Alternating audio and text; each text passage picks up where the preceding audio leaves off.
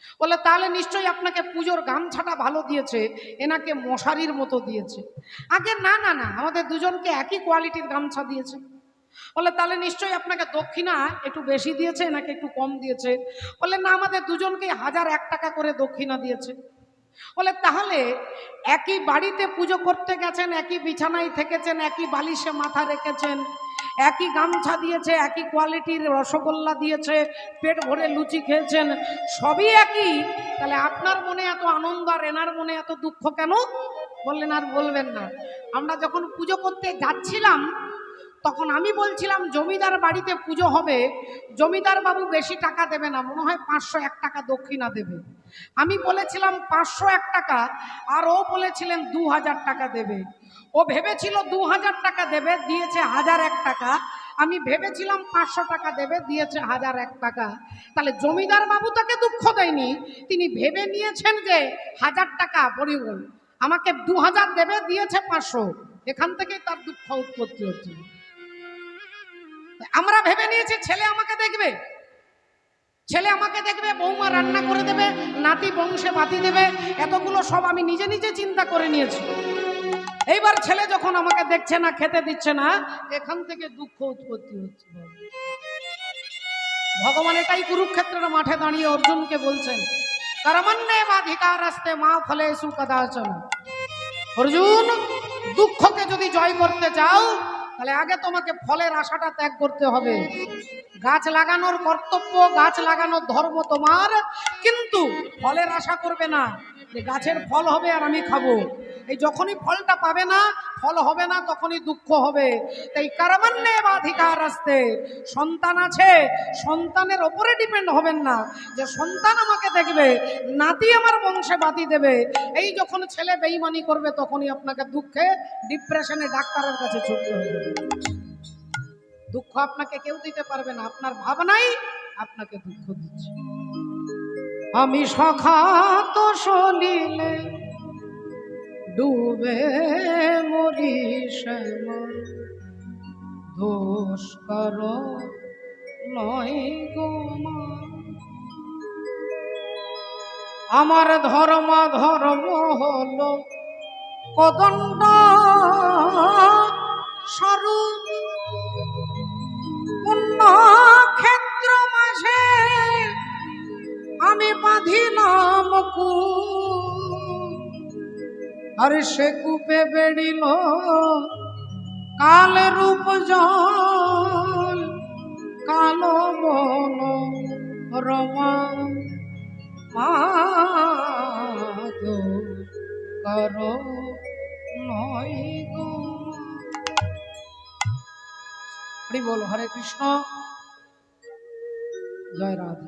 শ্রদ্ধেয় বাবা ঠাকুর, এই কমিটির দাদারা অনেক পরিশ্রমে, অনেক তীব্র লালসায়, অক্লান্ত পরিশ্রম করে এই ভুবন মঙ্গল মহাযজ্ঞানুষ্ঠানকে আপনাদের সাধুগুরু ভক্তের আশীর্বাদে প্রতিষ্ঠা করে রেখেছেন। সেই দাদা ভাইয়েরা এই হরিনামের জন্য, ভগবানের সেবার জন্য, মহাপ্রভুর সেবার জন্য আপনাদের কাছে ভিক্ষার আঁচল নিয়ে দাঁড়াবেন। যদিও তারা ব্যক্তিগতভাবে কেউই ভিখারি নন, কিন্তু ভগবানের জন্য